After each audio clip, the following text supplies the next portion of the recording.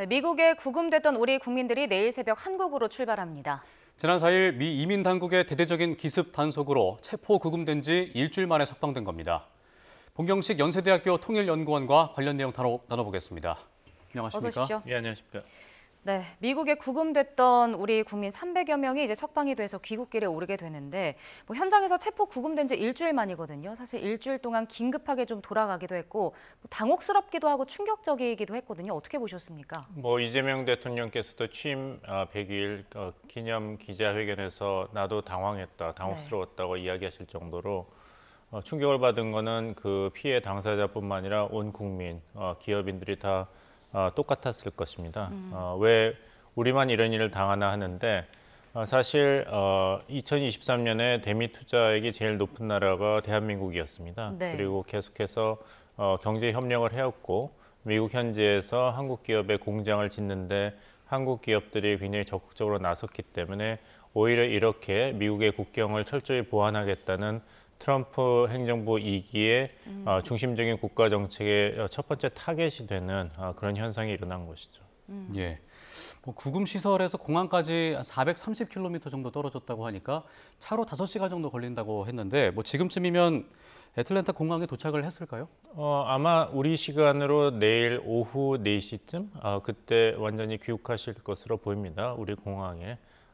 그 자료 화면에도 나오고 있지만 사실 국토안보부의 공식 정책에 따르면은 네. 아직 그 구금 상태에 있고 그리고 불법 이민 혐의가 해소되지 않은 상태이기 때문에 구금 상태와 같이 이렇게 포박을 당하고 그다음에 사복이 아니라 그런 거기서 제공하는 옷을 입고 그리고 이런 사적인 버스가 아니라 거기서 제공하는 공공버스를 통해서 이동을 해야 됩니다. 네. 근데 여기에 대해서는 우리 정부가 트럼프 대통령을 설득해서 그런 일이 없도록 해라. 신체적 속박 없이 호송할 것을 트럼프 대통령이 지시했고 이런 자료화면에서 보이듯이 네. 그런 모습이 없고 이동하는 것은 좀 더 긍정적인 현상이라고 볼 수 있는데 아직 많은 이슈들이 남아 있습니다. 네.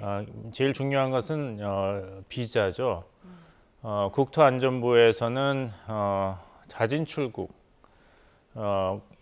지금 이분들은 자진 출국 형식으로 미국을 떠나서 한국으로 오고 있는데요. 네. 두 가지 선택이 주어졌었습니다. 구금됐을 때는, 체포 구금됐을 때는 첫 번째는 추방입니다.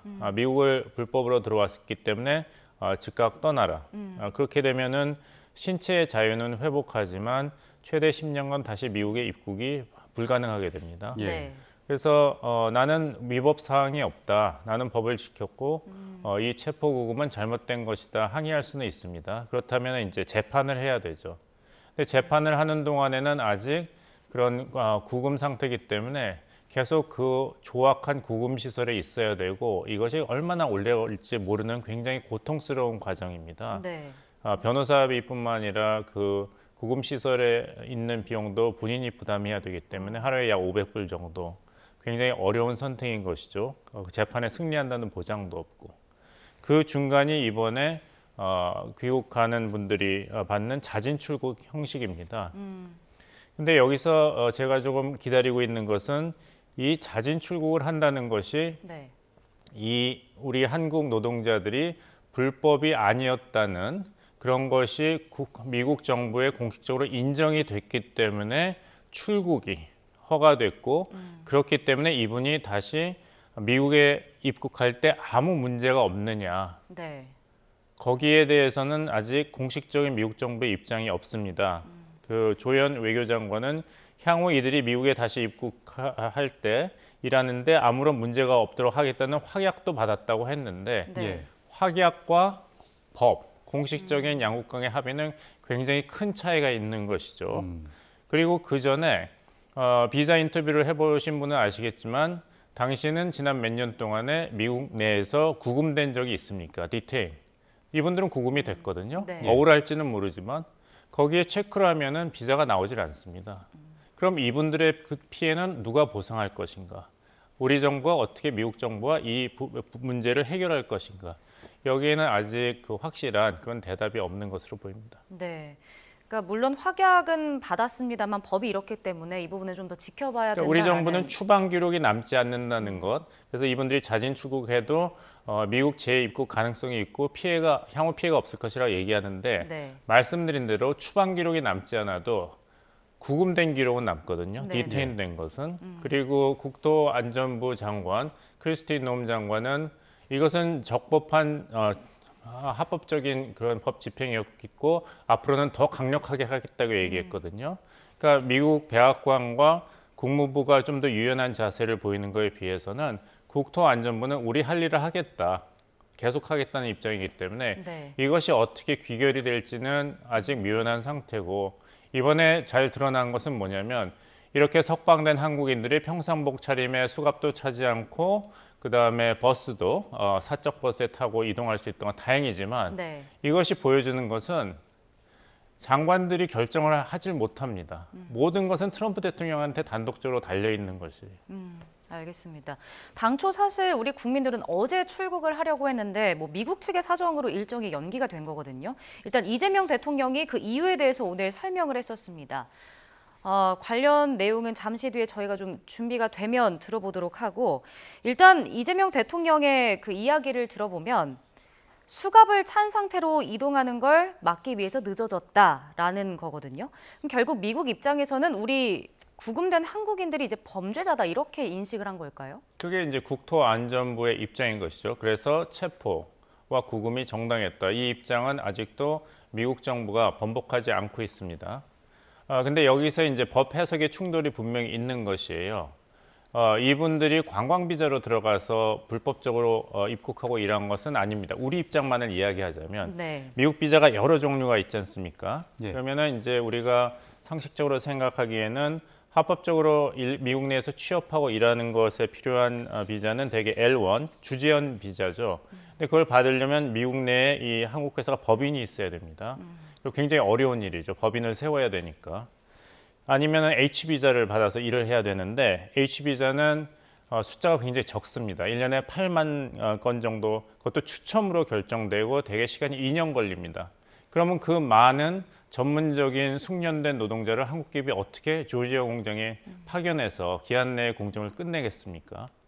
그렇다면은 이분들은 에스타라든지 아니면은 그 상용 비자라 그러죠. B1 비자로 들어갔는데 상용 비자가 그냥 상용 비자가 아니라 비즈니스 비자, 상용 사업 비자입니다. 예. 그러니까 이분들 생각 그리고 한국 기업 입장에서는 정당한 비자였다. 왜냐하면은 거기 가서 이렇게 상담 정도는 할 수 있고 코치를 해줄 수 있고 그 정도는 회사를 대표해서 좀 이렇게 도와줄 수는 있는 거 아닌가. 그렇기 때문에 이거는 적법한 비자였다. 왜냐하면은 미국에서 사업을 하고 거기서 이윤을 받은 것도 아니고 미국 기업한테 월급을 받은 것도 아니고 한국 네. 기업한테 돈을 받았기 때문에 정당하다고 얘기했고 저것도 에스타도 사실 관광 그 허가가 아닙니다.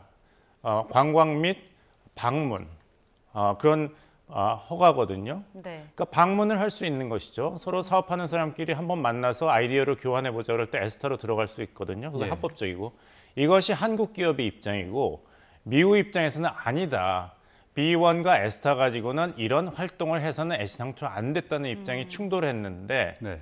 워낙 이 사건이 너무 충격적으로 커졌기 때문에 일단은 이분들을 범죄자 취급하는 모습은 보이지 않고 자진 출국하는 모습으로 한국에 귀국하는 데까지는 양 정부가 합의를 했는데 결국에 가서는 이제 비자 문제가 해결이 돼야 합니다. 이렇게 해서 우리는 이렇게 법 해석을 했다. 아니다. 이 법 해석이 맞다고 충돌을 하는 게 해소되지 않는다면은 그 어떤 한국 기업도 미국에서 이런 공장을 건설하든지 합작 투자를 한다든지 인력을 보낼 수가 없습니다. 네. 예.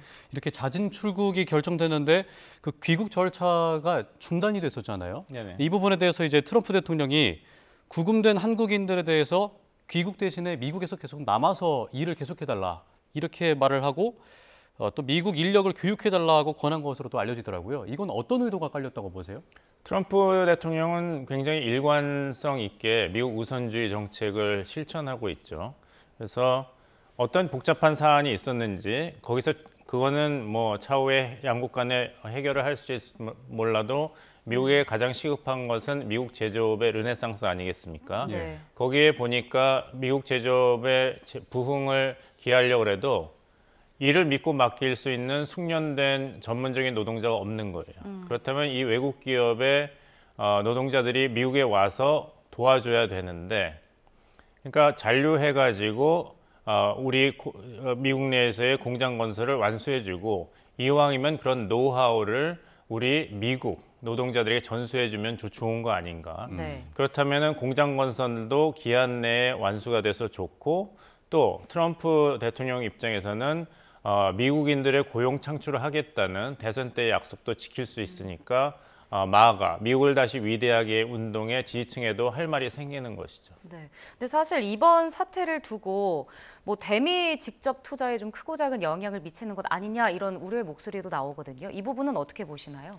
아까 말씀드린 대로 양국이 한국 기업이 안심할 수 있는 정도의 어떤 비자 문제 해결이 된다면은 계속해서 우리 기업의 미국 투자와 진출은 진행이 될 것입니다. 하지만 이 상태로는 불확실성이 너무 많습니다. 아까 말씀드린 대로 국토안전부는 국토안전부의 합리적인 판단대로 강력하게 불법 이민 단속에 나설 것이고, 또 한편으로는 미국 기업과 유권자, 정부 차원에서는 그런 것보다는 빨리 대미 해외 투자를 유치해야 되고 미국 내 해외 기업의 공장을 건설해야 된다. 고용 창출과 이윤 창출을 해야 된다는데 이 충돌이 생깁니다. 네. 근데 여기서 트럼프 대통령은 둘 다 추구하고 싶기 때문에 여기에 대해서 애매한 입장을 계속 취하고 있는 것이죠.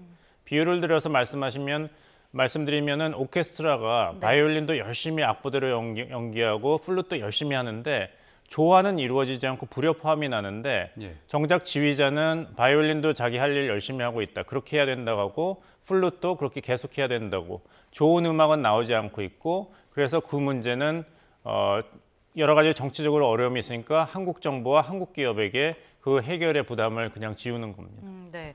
결국에 이제 말씀해주신 대로 이번 사태의 문제는 결국 미국 비자인 거잖아요. 지금 조현 장관 그리고 루비오 장관이 새 비자를 만들기 위해서 협의하기로 했는데 이 부분에 있어서 성과는 있을 것으로 좀 전망을 하시나요?